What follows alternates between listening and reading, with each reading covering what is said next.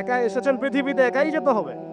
আপনার খ্যাতি, আপনার অর্থনৈতিক খ্যাতি, অর্থের প্রতিপত্তি, আপনার ক্ষমতার দাপট, আপনার ধর্মীয় দাপট, কোনো কিছুই ফ্যান ফলোয়ার্স কেউ আপনার সাথে কবরে যাবে না। মনে করেন আমি আসছি, আপনারা সবাই স্লোগান দিচ্ছেন, কথার কথা আপনারা আমাকে ভালোবাসেন, বা একজন পলিটিশিয়ান আসছে, আপনারা সবাই স্লোগান দিচ্ছেন, ভালোবাসেন তাকে। দিন শেষে ওই পলিটিশিয়ান একাই কবরে যাবে, দিন শেষে আপনিও একাই কবরে যাবেন, আমিও একাই কবরে যাব। আলটিমেটলি কি হলো, দুনিয়া এবং আখেরাতে আল্লাহ ছাড়া প্রকৃত বন্ধু আমাদের কেউ নাই, প্রকৃত মওলা কেউ নাই। সেই আল্লাহ এবং তার রাসূলের বিরুদ্ধাচরণ করে কেউ তার সাথে যুদ্ধ করে কবরে পার পাবে, এমনটা ভাবা বোকামি নয় কি? আল্লাহ পাক আমাদেরকে বোঝার তৌফিক দান করুন। এটা সেই যুগ যে যুগে মানুষ আল্লাহর হারামগুলোকে হালাল করে নিচ্ছে। মাদকদ্রব্য হালাল না হারাম? এখন দেখবেন মেজরিটি সংখ্যক মানুষ মাদকদ্রব্যের সাথে সংশ্লিষ্ট হয়ে গেছে। স্পেশালি বর্ডার এলাকা যেগুলো আছে বাংলাদেশের, সেই বর্ডার এলাকাগুলোতে দিব্যি রমরমা ব্যবসা চলছে, মাদকের দিব্যি ব্যবসা চলছে। এবং যারা মাদক খাচ্ছে এরা মুসলিম, তারা হয়তো এই হাদিস জানে না। আল্লাহ পাক ওদের কানের মধ্যে আমার এই হাদিস যেন পৌঁছে দেন, আমিন। নবী সাল্লাল্লাহু আলাইহি ওয়াসাল্লাম বলেছেন, আমি মেরাজের রাতে যখন গিয়েছি তখন এক শ্রেণীর মানুষকে দেখেছি, ওদেরকে শাস্তি দেয়া হচ্ছে। কি শাস্তি? জাহান্নামীদের রক্ত এবং পুজ ওদেরকে খেতে দেয়া হচ্ছে। জিবরাইল আলাইহিস সালামকে জিজ্ঞাসা করা হলো যে এরা কারা? তিনি বললেন, এরা আপনার উম্মতের সেই সব ব্যক্তি যারা মাদকদ্রব্য সেবন করত। আল্লাহ রাব্বুল আলামিন তার হাবিবের মাধ্যমে জানিয়েছেন, যখন কোনো মুসলিম মাদক সেবন করে বা কোনো ব্যক্তি মাদক সেবন করে, তখন 40 দিন তার নামাজ কবুল হয় না। এরপর যদি সে তওবা করে তাহলে আল্লাহ পাক তার তওবা কবুল করবেন ইনশাআল্লাহ। যদি সে আবারও মাদক খায় তওবা করার পর, আবার 40 দিন তার নামাজ কবুল হবে না। যদি সে আবার তওবা করে, আল্লাহ পাক আবার তাকে মাফ করে দিবেন। যদি সে আবারও মাদক খায়, আবার 40 দিন তার নামাজ কবুল হবে না। তারপর যদি আবার তওবা করে, আবার আল্লাহ তাকে মাফ করে দিবেন। এরপরেও যদি সে আবার মাদকদ্রব্য সেবন করে, নবী সাল্লাল্লাহু আলাইহি ওয়াসাল্লাম বলছেন, তাকে আল্লাহ রাব্বুল আলামিন পরকালে মৃত্যুর পরে তিনাতুল খাবাল পান করাবেন। তিনাতুল খাবাল। জিজ্ঞাসা করা হল, ইয়া রাসূলুল্লাহ, তিনাতুল খাবাল কি জিনিস? নবী সাল্লাল্লাহু আলাইহি ওয়াসাল্লাম উত্তর দিচ্ছেন, এটা হচ্ছে জাহান্নামীদের রক্ত, মাংস, এগুলো পুড়ে পচে যে রসটা বের হবে, এটা হচ্ছে তিনাতুল খাবাল। এই যে দুনিয়াতে যারা ওয়াইন খাচ্ছে, শ্যাম্পেইন, ওয়াইন, বিয়ার, তারপরে যে কি ভোদকা, হ্যাঁ, গাঁজা, হেরোইন, ফেন্সিডিল, ইয়াবা, একটা বিষয় শোনেন, কি কারণে আপনি সেখানে যাচ্ছেন? হতাশা, হতাশা, অথবা সঙ্গদোষ, অথবা পারিবারিক চাপ, অথবা যে গার্লফ্রেন্ড ছেড়ে চলে গেছে, এই তো বিষয়গুলো। কি কারণে মানুষ মাদকের কাছে যায়, কেন যায়, কারণটা কি? আমরা যখন ফিলোসফি পড়তাম তখন একটা তত্ত্ব পড়ানো হয়েছে আমাদেরকে।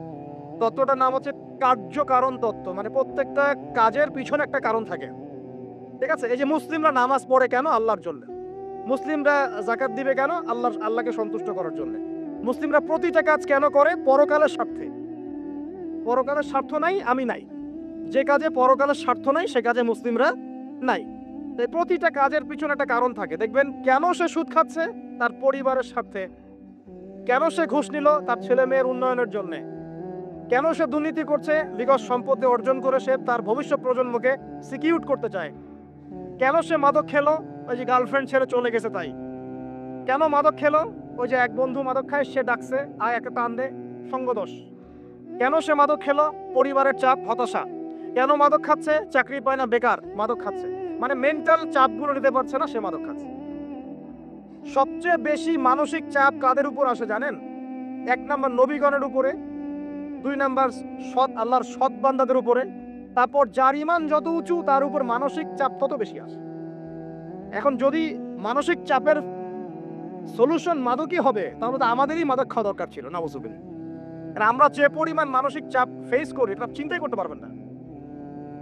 যে যত বড় দায়িত্বশীল, যারা পলিটিশিয়ান, ওদেরকে জিজ্ঞাসা করবে তারা কি পরিমাণ মানসিক চাপ নিয়ে ঘোরে। আপনার কাছে মনে হচ্ছে যে একটা ক্ষমতা পেয়েছেন, খুব মানে উনি অনেক বড় ক্ষমতাধর, উনি অনেক ভালো আছেন, উনি মোটেই ভালো নাই। ওনাকে জিজ্ঞাসা করেন, উনি মোটেই ভালো নাই। এই মানুষের যে পেরেশানি, যে চাপ, এগুলো নিতে নিতে তার স্ট্রোক হয়ে যাচ্ছে, হার্ট স্ট্রোক হচ্ছে, ডায়াবেটিস হচ্ছে, হাই ব্লাড প্রেশার, ইসিজি করো, দেখবেন। এ কারণে মানসিক চাপটা রিলিজ করতে হবে, তাই তো? এই মানসিক চাপ রিলিজ করতে গেলে মাদকই সলিউশন নয়। সলিউশনটা কি? এই যে আমার হাতে এখানে আছে একটা কোরআন। মানসিক চাপ থেকে আপনাকে মুক্তি দিবে আল কুরআনুল কারীম, আর কিচ্ছু না। আরেকটা বিষয় কোরআনের সাথে, সেটা হলো প্রথমে বলেছি 5 ওয়াক্ত নামাজ। আপনি ওযু করে সুন্দর করে 5 ওয়াক্ত নামাজ জামাতে পড়বেন, ডেইলি 1 ঘন্টা করে কোরআন তেলাওয়াত করবেন, সময় পেলে একটু হাদিস পড়বেন, 2-4 টাকা দান সদকা করবেন, ভালো কাজের সাথে থাকবেন, অন্যায় কাজে যাবেন না, ইসলামকে এগিয়ে নেওয়ার জন্য আমর বিল মারুফ নাহি আনিল মুনকারের কাজ করবেন, আপনার চেয়ে সুখী কোনো মানুষ পৃথিবীতে নাই।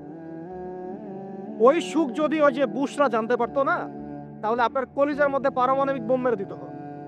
কথা বুঝতে পারেন নাই? পশ্চিমারা যদি জানতে পারতো যে মুসলিমরা কত শান্তিতে থাকে এসব কাজ করার পরে, তাহলে আমাদের অন্তরের মধ্যে পারমাণবিক বোম মেরে ধ্বংস করে ফেলত। ওরা তো আমাদের সুখ দেখতে পারে না, পারে? প্রকৃতপক্ষে এরা বিশ্বের কোনো ধার্মিক মানুষের সুখই দেখতে পারে না। এরা শুধু মুসলিমদের শত্রু নয়, বরং ধর্মের শত্রু। যারাই ধর্মকে বুকে আগলে রেখে পালন করতে যায়, হোক সে সনাতন ধর্ম বা আমাদের হিন্দু ভাইরা বা খ্রিস্টানিজম বা বুদ্ধিজম, হ্যাঁ, বা মুসলিম আমরা যারা আছি, যারা ধর্মতাত্ত্বিক চিন্তা করে এবং প্রত্যেকেই যদি যার যার ধর্ম ঠিকঠাক মতো পালন করে, সমাজে কিন্তু ফিতনা থাকার কথা নয়। কারণ প্রত্যেকটা ধর্মের মধ্যেই ভালো কাজের কথাই কিন্তু বলা হচ্ছে।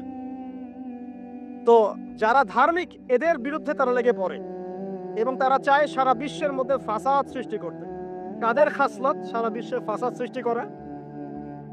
বলতে পারবেন? আপনাকে আমি দেখাচ্ছি, সূরা কাহাফ খুলে দেখেন। যুলকারনাইন একজন বাদশা, তিনি মাশরিক মাগরিব সব জয় করেছেন, মানে পূর্ব পশ্চিম পুরোটাই তার রাজত্ব। এত দাপট ছিল সেই বাদশার যে যেদিক দিয়ে যাবে সেনাবাহিনী নিয়ে সেদিকটাই জয় করে ফেলবে। সুবহানাল্লাহ। এবং তিনি উদ্ধত অহংকারী ছিলেন না, তিনি আল্লাহর অনুগত বান্দা ছিলেন। একটা কওমের মধ্যে গেলেন, সেই কওমটা ছিল পাহাড়ের মাঝখানে, 2 পাহাড়ের মাঝখানে। এখন ওই কওম তাকে বলছে, ইয়া যুলকারনাইন, হে যুলকারনাইন, ইন্না ইয়াজুজ ওয়া মাজুজ মুফসিদুনা ফিল আরদ। ভালো করে বোঝেন, হে যুলকারনাইন, নিশ্চয়ই ইয়াজুজ আর মাজুজ এই 2 শ্রেণীর মাখলুক, তারা পৃথিবীতে ফাসাদ সৃষ্টি করে বেড়াচ্ছে। কি করছে? সারা পৃথিবীতে ফাসাদ সৃষ্টি করে বেড়াচ্ছে। ফাহাল নাজআলু লাকা খরজান আলা আন তাজআলা বাইনানা ওয়া বাইনাহুম সাদ্দা। হে যুলকারনাইন, আমরা কি আপনাকে ট্যাক্স দিব, কর দিব, যে আপনি ওদের আর আমাদের মাঝখানে একটা প্রাচীর নির্মাণ করে দিবেন, যে ওরা আমাদের কাছে আর আসতে পারবে না? কারা এটা? ইয়াজুজ আর মাজুজ। এই ইয়াজুজ আর মাজুজকে যুলকারনাইন আলাইহিস সালাম তিনি প্রাচীর নির্মাণ করে দিলেন লোহা এবং এই যে তামা দিয়ে। এরপর তারা আর ওই কওমের ক্ষতি করতে পারলো না। কিয়ামতের আগে আগে তারা বের হয়ে আসবে এবং সারা বিশ্বে ফাসাদ সৃষ্টি করবে। এখনো তারা বের হয়ে আসছে, আমি সেটা বলছি না, কিন্তু এখন পুরো বৈশ্বিক প্রেক্ষাপটে যারা বিশ্বে ফাসাদ সৃষ্টি করে বেড়াচ্ছে, এদের মধ্যে এই ইয়াজুজ মাজুজের খাসলত আছে, চরিত্র আছে। দেখবেন ওই দিকে ইউক্রেনকে ব্যস্ত রেখেছে রাশিয়ার এগেইনস্টে এবং নিউক্লিয়ার যুদ্ধ বাঁধানোর পায়তারা করছে। এটা অলমোস্ট আমাদের ঘরের কোনায় চলে এসেছে। নকিং অ্যাট দ্য ডোর বলে একটা কথা আছে ইংরেজিতে, একদম ঘরের কোনায়। যে কোনো মুহূর্তে দেখবেন ওয়ার্ল্ডে একটা ম্যাসাকার সৃষ্টি হয়ে গেছে। ওইদিকে তাইওয়ানকে ব্যস্ত রেখেছে চায়নার এগেনস্টে, ওইদিকে ইসরায়েলকে ব্যস্ত রেখেছে প্যালেস্টাইনিদের এগেনস্টে, এদিকে দেখবেন যে ইরাকে ব্যস্ত রেখেছে এই কন্টিনেন্টকে আইএসআইএস দিয়ে। ঠিক আছে, বাংলাদেশকেও ব্যস্ত রাখার চেষ্টা করছে মায়ানমারকে দিয়ে, দেখছেন না? তো পুরো বিশ্ব জুড়ে এদের এজেন্ডা হচ্ছে সারা বিশ্বে আমরা ফাসাদ সৃষ্টি করে মানব জাতিকে কমিয়ে ফেলবো, মুসলিমদেরকে ধ্বংস করব, মুসলিম যুবকদেরকে পর্ন দেখাবো, ওদেরকে মাদক খাওয়াবো, ওদের মধ্যে জেনা অশ্লীলতা পরকীয়া ছড়িয়ে দিব, হ্যাঁ, এবং মহামারী ছড়িয়ে দিব, দিয়ে মুসলিম জনসমষ্টিকে কমিয়ে নিয়ে আপোষে কোন্দলে লাগিয়ে দিয়ে আস্তে আস্তে আমরা বিশ্বে শাসন করতে হবে, এদেরকে ডমিনেট করে দিই। এবং এই এজেন্ডা বাস্তবায়নের দিকে তারা এগিয়ে যাচ্ছে সুকৌশলে। আর আমরা কি করছি ভাই? আমরা শুধু কাজ যতটুকু না করছি তার চেয়ে বেশি আমরা আয়ু আশা শোডাউন করছি।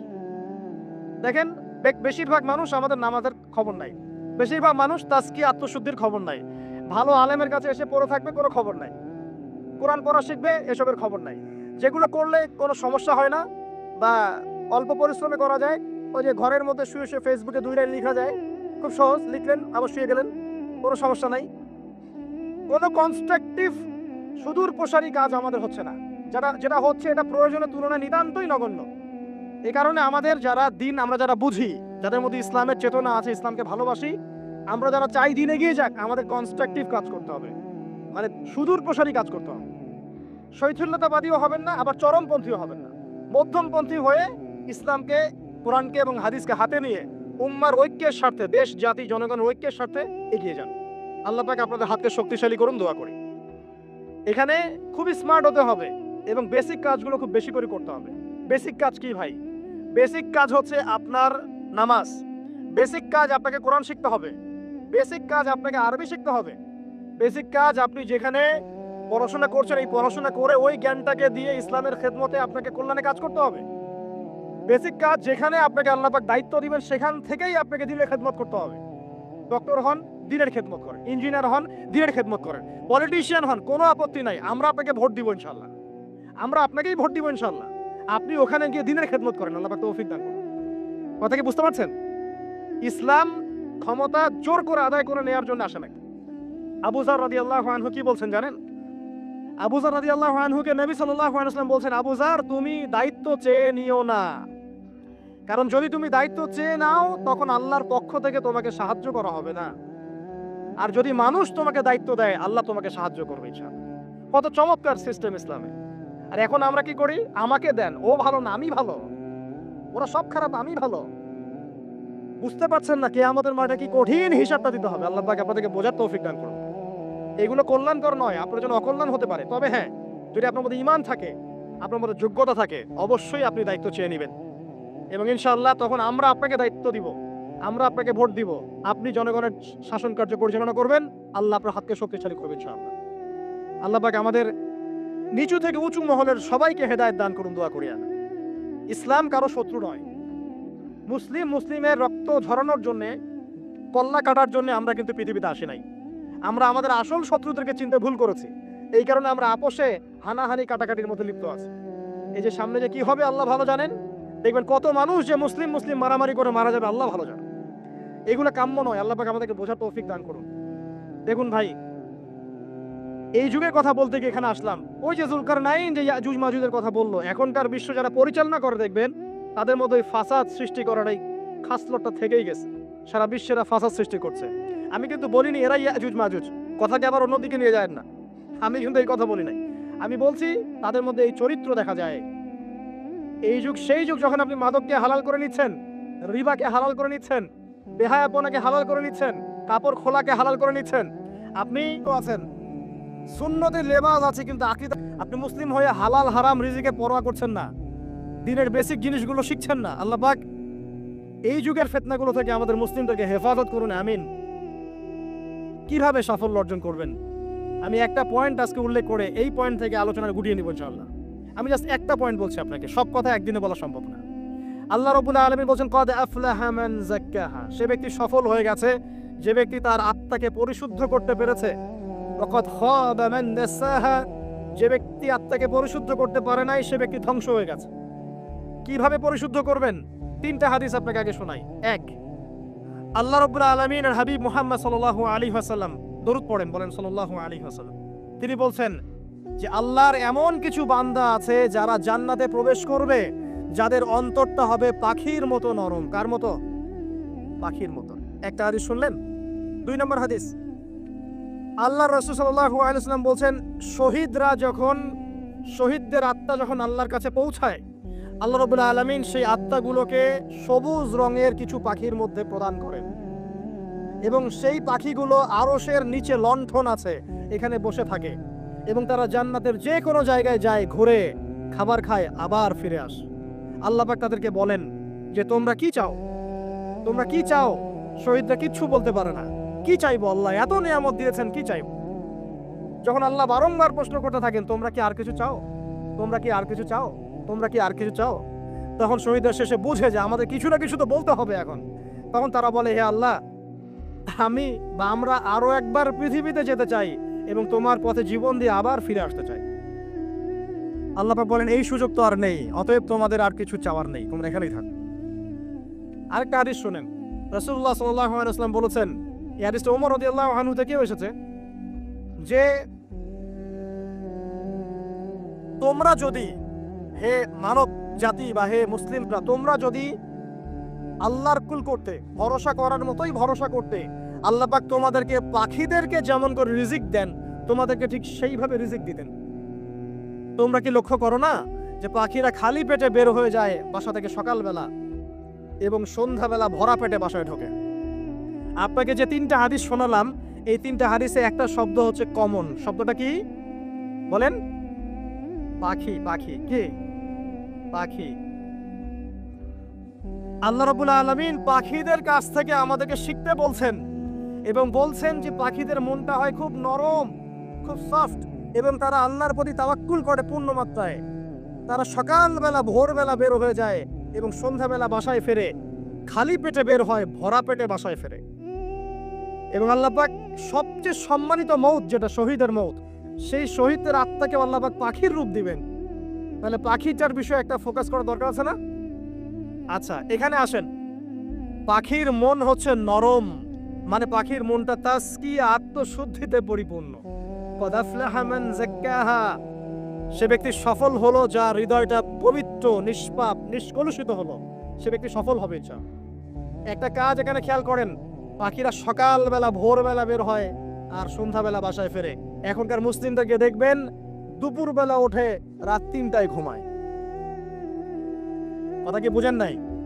পাখির একদম ভোরবেলা ওঠে, যখন ফজরের আজান দিচ্ছে ঠিক তার আগ মুহূর্তে পাখির কিচিরমিচির শুনছেন, তার মানে নামাজের ওয়াক্ত প্রায় চলে যাচ্ছে। তার মানে তার আল্লাহ পাকের হুকুমের সাথেই জেগে ওঠে, সূর্য ডুবে তারা ডুবে যায়। ঠিক এরকম সুন্নত ছিল নবী সাল্লাল্লাহু আলাইহি ওয়াসাল্লামের এবং সাহাবায়ে কেরামের। আজকে 1400 বছর পর মুসলিম জাতি এই সুন্নাহ ভুলে গেছে। আর আমাদের সুন্নত দেখবেন, যদি কোনো রকম উঠেও ফেলি ফজরে, আবার 12টা পর্যন্ত ঘুম, আরো বেশি। আর এই যুব সমাজ যারা আছো তোমরা, কেউই 3টা-4টার আগে ঘুমায় বলে আমার মনে হয় না।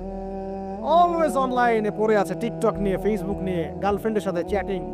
পাখির মতো হতে পারলে পরে মনটা তো নরম হবে, তারপরে না তাসকিয়া অর্জন হবে। পাখির রুটিনটা কি? ভোরবেলা বের হয় আর সন্ধ্যাবেলা বাসায় ঢোকে। অতএব আমরা যদি রাসূলুল্লাহ সাল্লাল্লাহু আলাইহি ওয়াসাল্লামের সুন্নাহ মতো ওই ভোরবেলা উঠতে পারি আর আর্লি নাইট ঘুমিয়ে যেতে পারি এবং সারাদিন যদি রাসূলের সুন্নাহগুলোর উপর আমল করতে পারি, তাসকিয়া অর্জন হবে ইনশাআল্লাহ। কথা বুঝতে পারছেন? 2, পাখির মতো নরম মন লাগবে। এখনকার আমরা যারা বেঁচে আছি, আমাদের মনগুলো কঠিন। কেমন কঠিন? পাথরের মতো কঠিন। আমরা যখন দেখি একটা মাইয়াতকে নিয়ে যাওয়া হচ্ছে জানাজায়, আমাদের কোনো ফিলিংস কাজ করে না। জানাজা যাচ্ছে, জানাজায় দাঁড়িয়ে মোবাইলটা টিপাটিপি করছে। জানাজার সাথে চলছে, কোনো ফিকির নাই যে এই জানাজা আমার হবে কালকে, ওই মোবাইল টিপাটিপি করছে। আমি আবারও দেখেছি, দাফন করা হলো মাইয়াতকে, দাফন করার পরে চারপাশে মানুষজন জড়ো হয়ে গল্প করছে, ভাই আপনার ওই জমিটার কি খবর, আপনার ওইটার কি খবর, বিজনেস কেমন চলছে, চাকরির কি অবস্থা। এই যে মাইয়াতকে পাশে দাফন করলো, কোনো ফিলিংস নাই, কোনো ফিলিংস নাই। আমি আত্মশুদ্ধির কথা বলছি। আত্মশুদ্ধির জন্য আপনার মনটাকে পাখির মতো সফট, নরম করতে হবে।